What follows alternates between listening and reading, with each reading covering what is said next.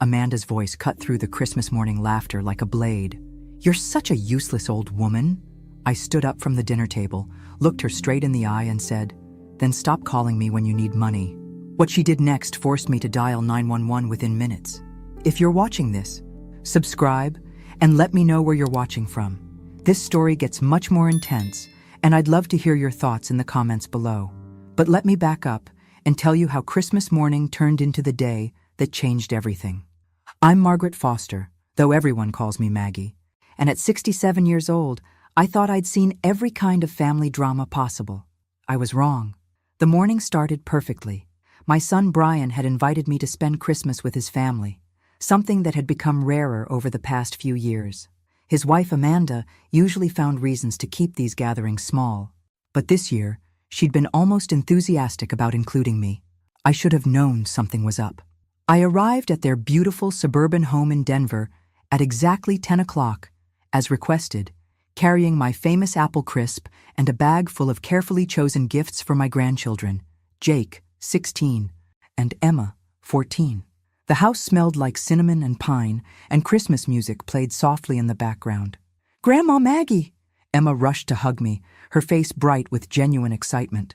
Jake, trying to maintain his teenage coolness, still managed to smile and helped carry my things inside.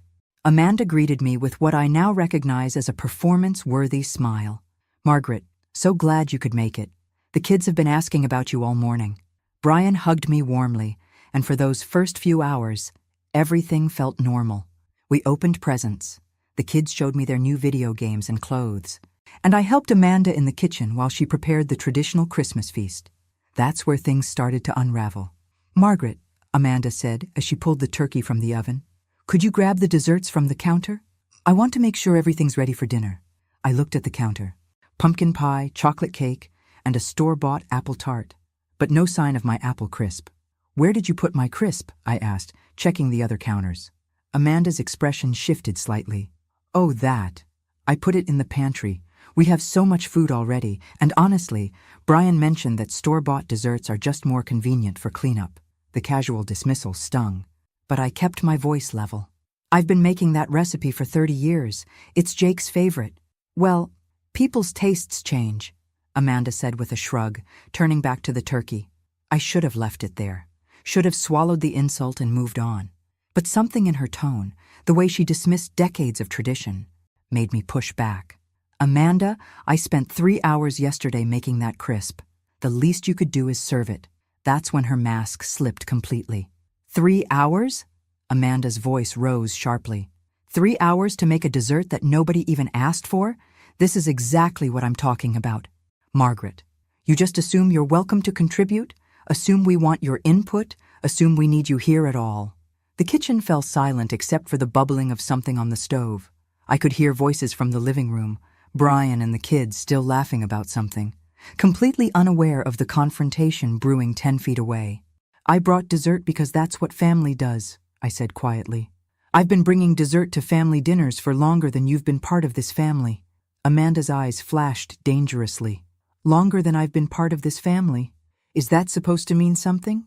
Because let me tell you what I know about family. Margaret, family doesn't show up unannounced and rearrange the refrigerator. Family doesn't criticize how we parent our children. And family doesn't expect to be catered to just because they're old." Each word felt like a slap. "I've never done any of those things." "Haven't you?" Amanda moved closer, her voice dropping to a harsh whisper. "The refrigerator thing was last month when you helped, put away groceries and reorganized everything because you thought we were storing things wrong. The parenting comment was 2 weeks ago when you suggested Jake might benefit from more structure. Should I go on?" I stared at her, realizing that every innocent gesture, every well-meaning suggestion, had been catalogued and filed away as ammunition for this moment. I was trying to help. You were trying to control, just like you always do, just like you did when Brian was growing up, and just like you're doing now with my children. The constant advice, the little gifts that come with strings attached, the way you act like you know better about everything. The accusation about gifts with strings attached hit particularly hard because it was so untrue. Every present I gave came from the heart, with no expectations beyond making my family happy. "What strings, Amanda? When have I ever?" The money, Margaret. Her voice cut through my protest. Let's talk about the money you've been giving Brian. The little loans that you never expect to be repaid. The way you slip him cash when you think I'm not looking. Do you think that doesn't come with strings? Do you think we don't feel obligated to include you, to put up with your interference because of your generosity? I felt like she'd punched me in the stomach. I give Brian money because I love him, because I want to help. You give Brian money because it makes you feel needed. It gives you power over our decisions, over our lives.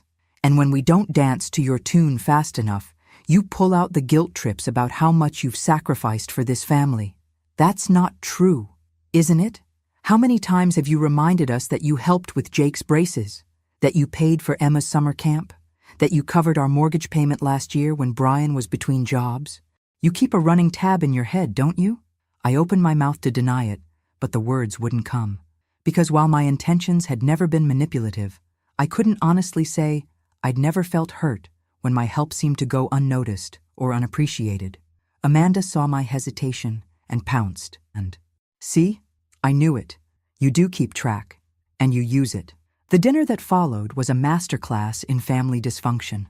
Amanda had composed herself before we joined the others, slipping back into her role as the perfect hostess, but I could feel the tension radiating from her every time our eyes met across the table. Brian chatted about work, oblivious to what had transpired in the kitchen. The kids talked about school and friends, their excitement about new Christmas gifts making them more animated than usual. And I sat there, mechanically eating Amanda's perfectly prepared meal, wondering how long this resentment had been building. "Grandma, aren't you going to have any apple crisp?" Emma asked when Amanda brought out the dessert tray. Before I could answer, Amanda jumped in smoothly. "Oh, Grandma didn't bring apple crisp this year, honey. But look at this beautiful chocolate cake, your favorite." The lie was delivered so casually, so convincingly, that even I almost doubted what had happened earlier. But Jake, bless him, wasn't so easily fooled. But I saw the dish in the pantry when I got more napkins, the one with the crumbly top that Grandma always makes. Amanda's smile tightened almost imperceptibly. "That's just some leftovers from earlier in the week. Sweetheart, nothing special." "Can we have some anyway?" Jake pressed, starting to stand up. "Sit down, Jake." Amanda's voice carried a sharp edge that made both kids freeze. "I said we're having the desserts that are on the table." The silence that followed was thick with confusion. Brian finally cleared his throat. "Everything okay, honey?" Amanda's laugh was bright and brittle. "Of course, just trying to keep things organized. You know how chaotic Christmas can get." But Jake wasn't ready to let it go. With the determination that only a 16-year-old can muster when they sense injustice, he looked directly at me. "Grandma, did you make your apple crisp this year?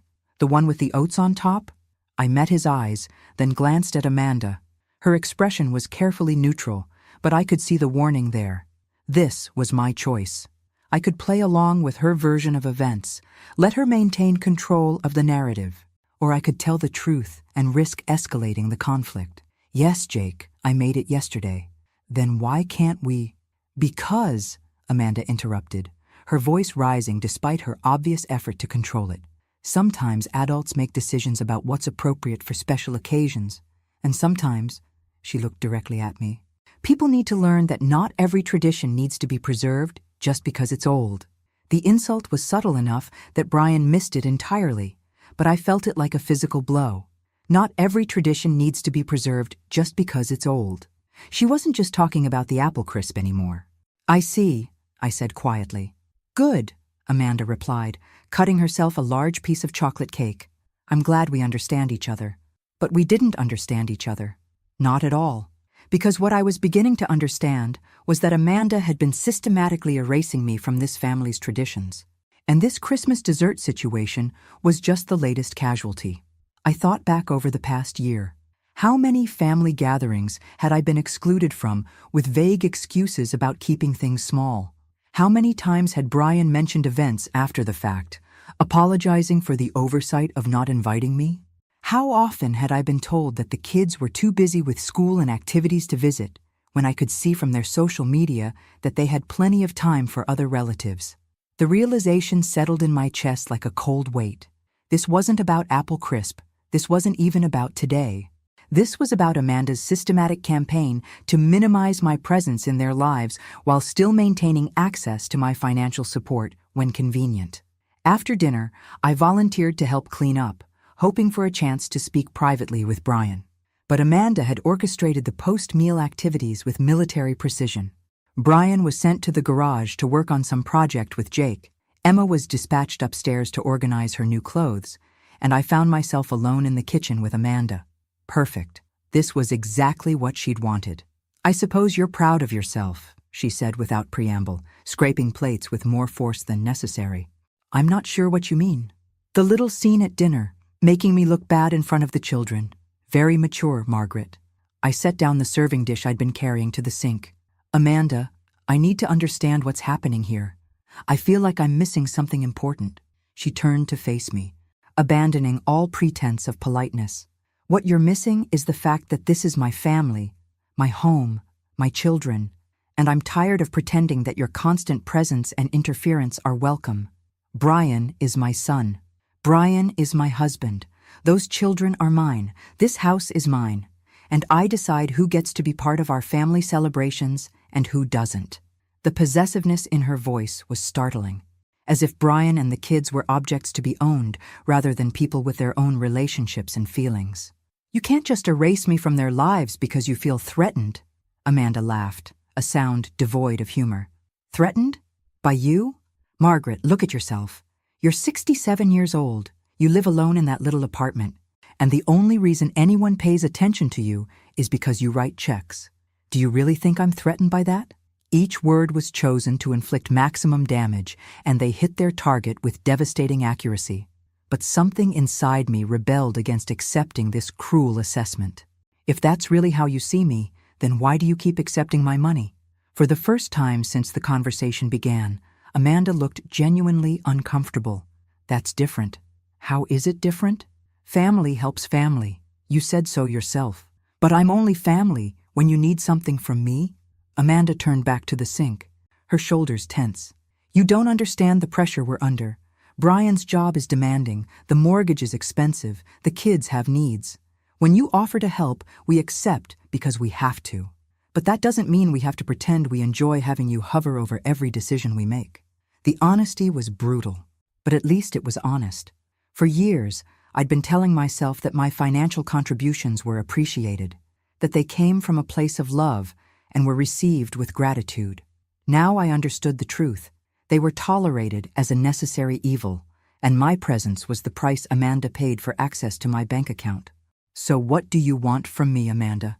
Do you want me to keep writing checks and stay away from family gatherings? Would that make you happy?" She considered this seriously, which told me everything I needed to know. "I want," she said finally, "for you to stop pretending that we're all one big happy family. I want you to accept that your role in our lives is limited, and I want you to stop making Brian feel guilty every time we don't include you in something." "I've never made Brian feel guilty about anything. Haven't you? What about that phone call last month when you told him how lonely you were during Emma's birthday party? What about the time you mentioned how quiet your Thanksgiving was after we decided to go to my sister's instead? You may not realize you're doing it, but you are." I stood in that kitchen, listening to Amanda's litany of my supposed crimes, and felt something shift inside me. Not sadness, not anger, but a peculiar clarity, like someone had just turned on a bright light in a room where I'd been stumbling around in the dark for years. "You're right," I said quietly. Amanda looked surprised. She'd clearly been prepared for an argument, not capitulation. "I am? You're absolutely right. I have been making assumptions about my place in this family. I assumed that because I love Brian and those children, that love was reciprocated in the same way. I assumed that my contributions were appreciated rather than simply tolerated. I assumed I was wanted rather than merely useful." Amanda's expression was wary now, as if she sensed a trap. "But you know what? Amanda, you've just given me the most valuable gift I could have asked for this Christmas. You've given me the truth, and now that I know where I stand, I can make some adjustments." "What kind of adjustments?"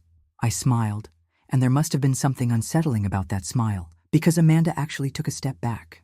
"Well, let's start with the obvious one. If my role in this family is purely financial, then we should probably treat it like the business arrangement it apparently is.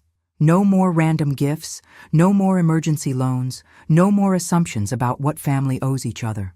Margaret, that's not what isn't it? You just told me that you accept my money because you have to, not because you want to. You told me that my presence is the price you pay for my financial help. So let's eliminate that price, shall we? From now on, if you need money, you can ask for it directly. No more family gatherings, no more pretending we all enjoy each other's company. Just business. Amanda's face had gone pale. You're being ridiculous. I never said— You said exactly that, Amanda. You told me I don't understand the pressure you're under, that you accept my help because you have to. Well, now you won't have to anymore. You can find other ways to manage your pressure. The sound of footsteps in the hallway interrupted our conversation. Brian appeared in the doorway, Jake right behind him. How are my favorite ladies doing? Brian asked with forced cheer. He could obviously sense the tension, even if he didn't understand its source. Just having a nice chat, Amanda said quickly. About holiday traditions and changes. I looked at my son, this man I'd raised and loved and supported for 42 years, and wondered when he'd become so adept at avoiding uncomfortable truths. When had he learned to accept Amanda's version of reality without question? When had he stopped being curious about my feelings or well-being? Dad, Jake said suddenly. Mom won't let us have Grandma's apple crisp. It's in the pantry, but she says we can't eat it. Brian looked confused. Apple crisp? Mom, did you bring apple crisp? She did, Jake pressed on with teenage persistence. But Mom said it wasn't appropriate for Christmas dinner. I watched Brian's face as he processed this information. I could see him trying to figure out how to navigate between his wife's wishes and his confusion about why apple crisp would be inappropriate for any family meal. Well, he said finally, maybe we can have it later, as a midnight snack or something. It was a diplomatic answer, but it revealed everything about the dynamic in this house. Amanda made the decisions, and Brian found ways to work around them without direct confrontation. Actually, I said, reaching for my purse, I think I should head home. It's been a long day, and I'm feeling a bit tired. The protests were immediate and predictable. Brian insisted it was too early for me to leave. The kids wanted to show me more of their presence, and even Amanda made token objections about staying for coffee and more dessert. But I could see the relief in Amanda's eyes. She'd gotten what she wanted, a clear understanding between us about the nature of our relationship going forward. No. I really should go, I said, accepting hugs from Jake and Emma. Thank you for a lovely Christmas dinner. Brian walked me to the door, carrying my coat and the untouched dish of apple crisp. Mom, is everything okay? You seem different. I paused at the threshold, looking back at the warm, beautifully decorated house where I'd just learned I was no longer truly welcome. I'm fine, sweetheart. Just thinking about some changes I might need to make in the new year. What kind of changes? Oh, nothing dramatic, just reassessing some things. Priorities, you know? Brian's expression was concerned, but not alarmed.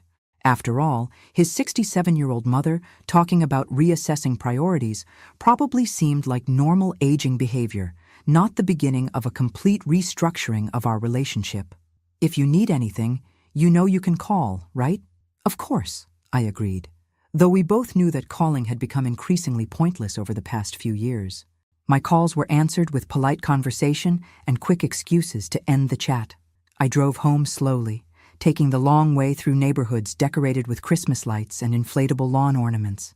Families were visible through lit windows, gathered around dinner tables and Christmas trees. And I wondered how many of those scenes were as dysfunctional as the one I'd just left. Back in my small apartment, I sat at my kitchen table with a cup of tea and began making a list. Not a to-do list or a grocery list, but an accounting of sorts. Every loan I'd made to Brian and Amanda over the past 5 years. Every emergency payment, every temporary help with bills, every gift that had been substantial enough to impact my own budget. The total was staggering. More than I'd realized, certainly more than I could afford to continue if I wanted to maintain my own financial security in retirement. But the money wasn't really the issue. Money could be earned back, budgets could be adjusted, and at my age, I didn't need much to be comfortable. The real issue was dignity, self-respect, the ability to look at myself in the mirror and recognize the person looking back. For too long, I'd been buying tolerance by calling it love. I'd been accepting scraps of attention and calling it family closeness. I'd been enabling Amanda's control and calling it keeping the peace. That ended today. My phone rang as I was finishing my calculations. Brian's name appeared on the screen, and I felt my stomach clench. No doubt Amanda had sent him to smooth things over, to make sure my feelings weren't too hurt, to ensure that the financial pipeline wouldn't be disrupted. I let it go to voicemail, but when it rang again immediately, and then a third time, I finally answered. "Mom, thank God. Listen, there's been a situation here. Amanda, she's called the police." My blood went cold. "What happened?" "She says you threatened her. Says you made statements about cutting off contact with the family and that she feels unsafe. The officers are here now, and they want to speak with you." The world tilted sideways. After everything that had happened today, after all the cruel words and calculated humiliations, Amanda was playing victim, and she was using the police to do it. 20 minutes later, I was sitting in my own living room answering questions from Officer Patricia Wells, a no-nonsense woman in her 40s who looked like she'd seen every kind of family drama imaginable. "Mrs. Foster, your daughter-in-law claims you made threatening statements about cutting off all contact with the family, and that your behavior today was erratic and concerning. Can you tell me your version of what happened?" I almost laughed. After years of Amanda's manipulation, she'd finally overplayed her hand. Because there's one thing about being 67 years old with a clean record: police officers tend to listen when you speak calmly and rationally. "Officer Wells, Amanda told me today that my role in the family is purely financial. She explained that they tolerate my presence because I help with their expenses, but that they don't actually enjoy having me around.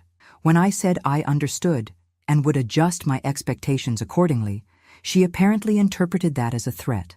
Officer Wells made notes. "What kind of financial help are we talking about?" I pulled out the list I'd been making when Brian called.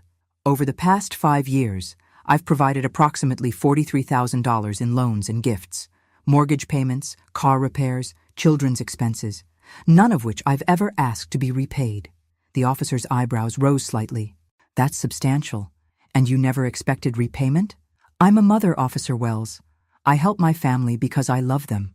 Or at least, I thought that's what I was doing. Today I learned I was actually paying for the privilege of being treated poorly." Officer Wells studied me for a long moment. "Mrs. Foster, I need to ask directly. Did you make any statements that could be interpreted as threats?" "I told Amanda that if our relationship was purely financial, we should treat it as such. No more family gatherings where I'm barely tolerated. No more pretending we all enjoy each other's company. If they need money, they can ask directly. But I won't continue subsidizing people who clearly resent my presence." That doesn't sound like a threat to me. It wouldn't be, to a reasonable person. But Amanda isn't reasonable. She's been systematically isolating me from my son and grandchildren while maintaining access to my bank account. Today, when I finally understood what was happening and said I wouldn't continue enabling it, she panicked. Officer Wells closed her notebook. "Mrs. Foster, I'm not seeing any evidence of threatening behavior here. It sounds like a family disagreement about boundaries and financial arrangements. However, I do need to document this call for the record." After she left, I sat in my quiet apartment and realized something profound. I wasn't devastated. I wasn't heartbroken or confused or desperate to fix things with Amanda. I was angry. Cleanly, purely angry, in a way I hadn't allowed myself to be in years. Amanda had made a critical error. By calling the police, she'd forced this conflict into the open where it could be examined objectively. And under objective examination, her position looked exactly like what it was: manipulative, cruel, and unsustainable. My phone buzzed with a text from Brian. "Mom, I'm sorry about the police thing. Amanda was upset and overreacted. Can we talk tomorrow and sort this out?" I stared at that message for a long time.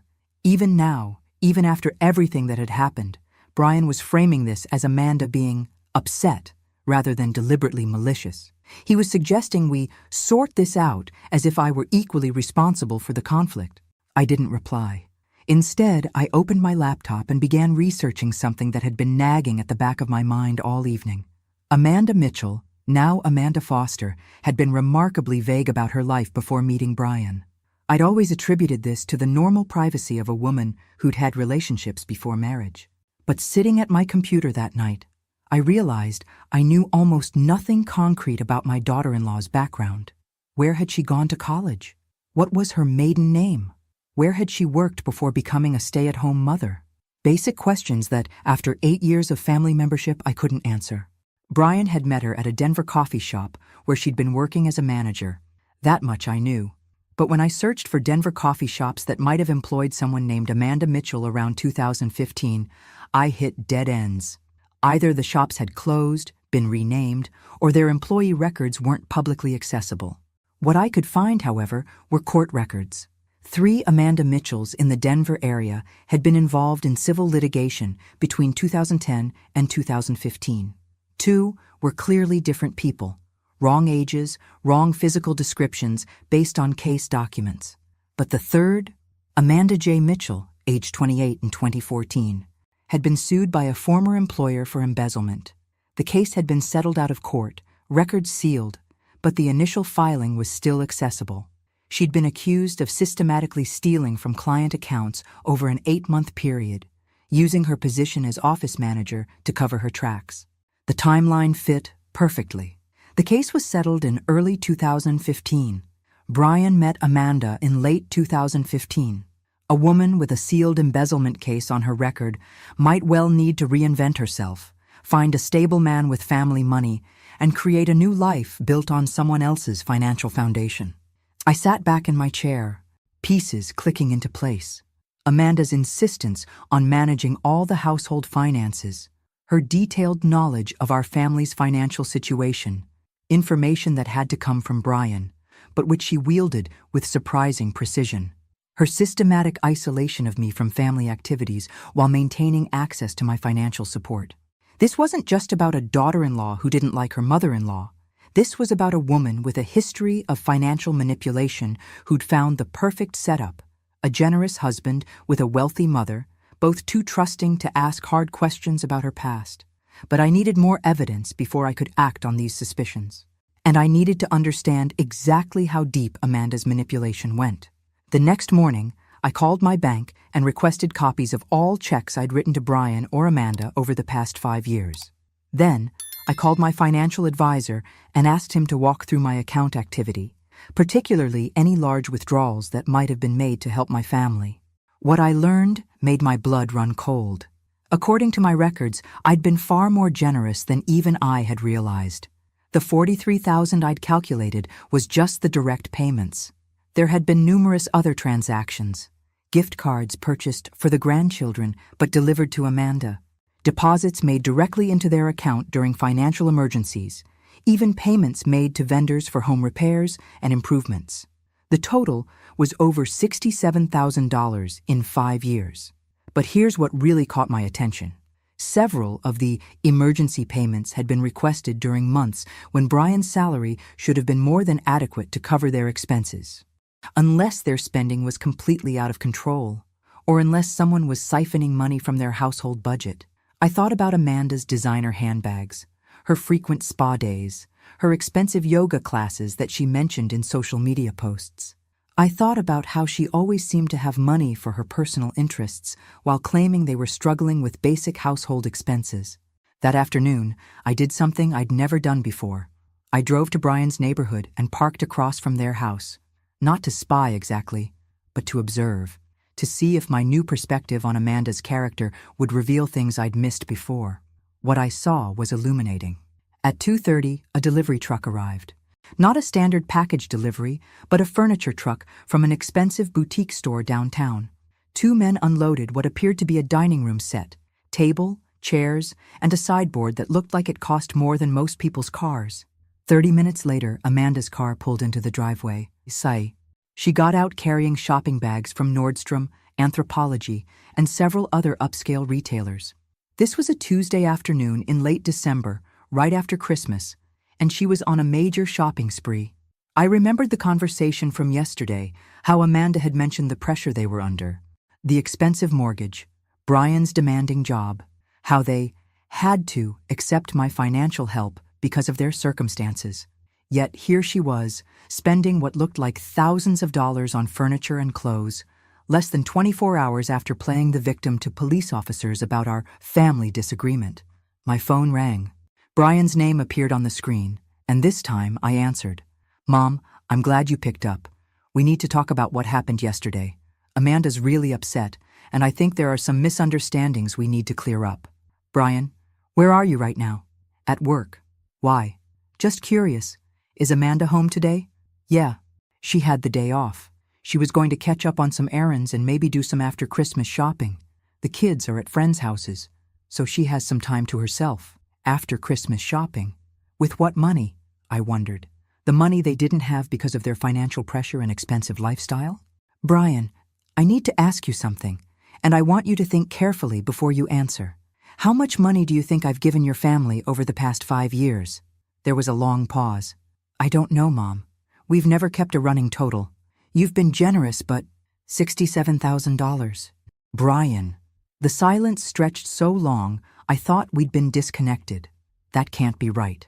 I have bank records, canceled checks, and transaction histories. $67,000 in loans, gifts, emergency payments, and direct expenses I've covered for your family. Mom, even if that number is accurate, you've never made us feel obligated, haven't I? According to Amanda, that money comes with strings attached. According to her, you both feel obligated to include me in family activities because of my financial contributions. She told me yesterday that you accept my help because you have to, not because you want to. Another long silence. She said that? She said a lot of things, Brian. But what concerns me most is that she asked you to call me today to sort this out. Not because she feels bad about how she treated me, but because she's worried I might stop writing checks. That's not... Mom, you're making this sound more calculated than it is. Am I? Tell me something, Brian. When was the last time Amanda suggested including me in a family activity? Not when you suggested it, but when she initiated the invitation. I could hear him thinking, searching his memory for an example that would prove me wrong. Well, yesterday. Christmas dinner was her idea. And how did that work out? That evening, I received a phone call that changed everything. The caller identified herself as Detective Sarah Reeves from the Denver Police Department's Financial Crimes Unit. "Mrs. Foster, I understand you've been researching someone named Amanda Mitchell. Can I ask why you're interested in her?" My heart stopped. Who is this really?" "Ma'am, I'm a detective with Denver PD. Your internet searches triggered some alerts in our system. Amanda Mitchell is a person of interest in an ongoing investigation, and we'd like to speak with you about your connection to her." The world tilted sideways. "She's my daughter-in-law, Amanda Foster now. She married my son. When did this marriage take place?" 2016. They've been married about 8 years. "Mrs. Foster, would you be willing to come to the station tomorrow morning? There are some things you need to know about Amanda Mitchell, and there are some things we need to know about your relationship with her." I barely slept that night. Every interaction with Amanda over the past 8 years replayed in my mind, viewed through the lens of what I was beginning to suspect, that she was not just manipulative, but professionally criminal. At 9 a.m. sharp, I was sitting in Detective Reeves's office, looking at a file folder with Amanda's photo clipped to the front. Mrs. Foster, Amanda Mitchell, has been using multiple identities for at least 10 years. The embezzlement case you found online was just the beginning. She's been married twice before under different names, and in both cases, she systematically drained her husband's finances before disappearing. I felt sick. What about my son? What about the children? The children appear to be legitimately his, based on our investigation. But Amanda Mitchell, or Amanda Foster as she's known now, has been running a long-term con on your family. She's been using your financial support to fund a lifestyle that includes a secret apartment, a second car registered under a different name, and what appears to be preparation for another disappearance. Another disappearance? Detective Reeves opened the file and showed me surveillance photos. Amanda at a bank I didn't recognize. Amanda meeting with a man I'd never seen.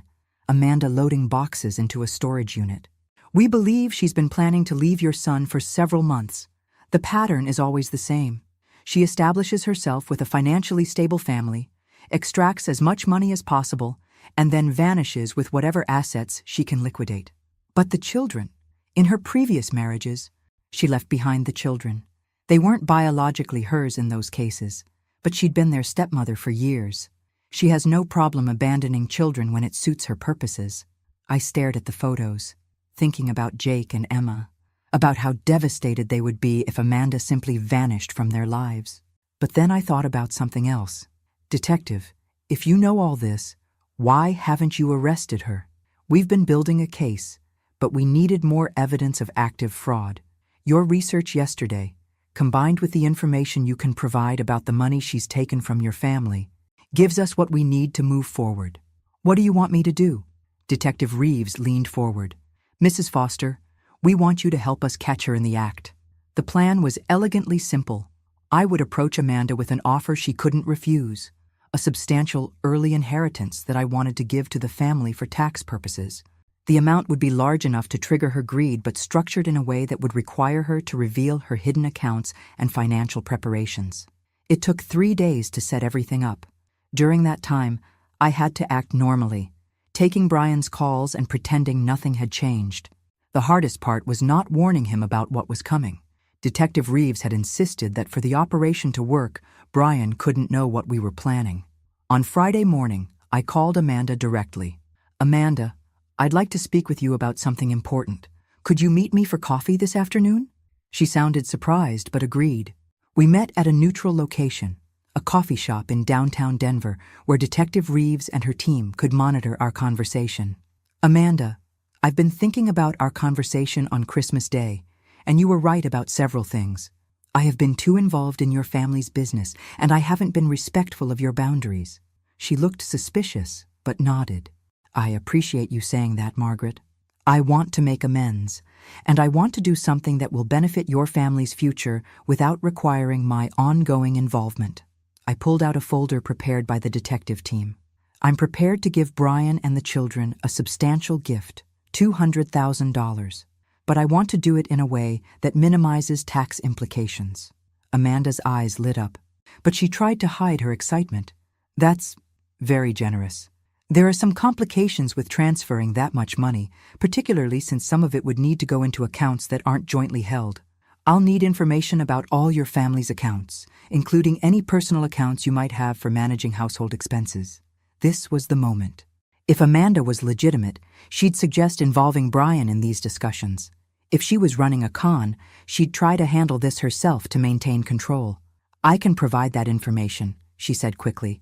Brian's so busy with work, and honestly, I handle all our financial planning anyway. It would be easier if we could just work directly together on this. Perfect. I'll need account numbers, routing information, and verification of balances for tax documentation purposes. Over the next 20 minutes, Amanda provided details about not just their joint accounts, but 3 additional accounts I'd never heard of. She also mentioned investment accounts and a business account for a consulting company I didn't know she owned. What she didn't know was that our entire conversation was being recorded, and that Detective Reeves was watching from a table across the cafe. There's just one more thing, Amanda. The transfer will need to happen quickly, within the next few days, to meet the tax deadline. Can you make sure all these accounts are ready to receive funds? Absolutely. Margaret, I want you to know, I think we got off on the wrong foot at Christmas. This is exactly the kind of fresh start our family needs. As I walked to my car after the meeting, Detective Reeves called me. Mrs. Foster, we got everything we needed. 3 of those accounts she mentioned are under false names, and one of them has been receiving regular transfers from your family's joint account. We'll be making arrests tomorrow morning. The next morning, I got the call I'd been waiting for. Brian, his voice shaky and confused. Mom, Amanda's been arrested. They're saying she's wanted for fraud in 3 states. They're saying she's not even who we thought she was.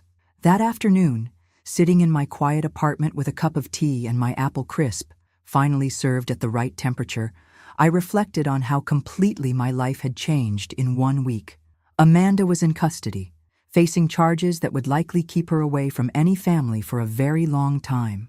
Brian was devastated, but beginning to understand the scope of how he'd been manipulated. The children were confused but safe, and slowly learning that their grandmother had helped protect them from something they were too young to fully understand. Most importantly, I had my dignity back. I'd stopped being a victim and started being someone who refused to accept unacceptable treatment. At 67 years old, I'd learned that it's never too late to stand up for yourself, and sometimes the best revenge is simply refusing to be anyone's victim ever again. Thanks for listening. Don't forget to subscribe and feel free to share your story in the comments. Your voice matters.